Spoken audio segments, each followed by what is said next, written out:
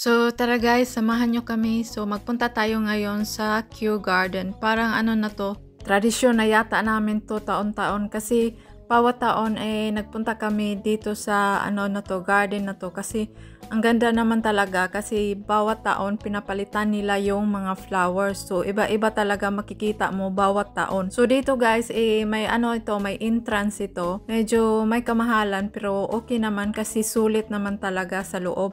So, botanic garden to guys. So, may mga ano talaga, may mga plants talaga na galing Asia talaga. Yung inaalagaan nila siya, nilagay nila sa ano sa glass house talaga na may ano talaga, may mataas na temperature. Pag pumasok ka doon, parang nasa Asia ka na talaga. So, ang ganda lang dito guys, kahit saan ka mag-ikot. Sobrang dami ng cherry blossoms, yung tulips, at saka yung aeroplano pa nga 30 seconds, about 30 seconds tumadaan dyan. So, nag-enjoy din ako habang namamasyal kami at nagpaikot-ikot kami. Kulang yung 3 oras mo sa pag-ikot sa park na to guys. Hindi talaga matatapos agad-agad kasi ang dami talagang mga tanawin na sobrang ganda talaga na maamis ka talaga. At saka ayun, may may fox pa din sa sa park na yan. At saka ayun, patuloy kaming nag-iikot.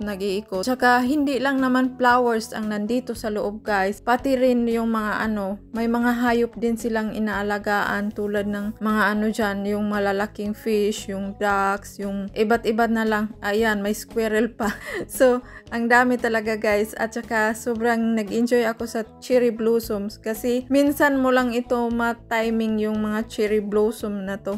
Madali lang talaga mawala yung cherry blossom. Parang lang yata 1 week or 1 week and a half, yun lang talaga. See you in next video.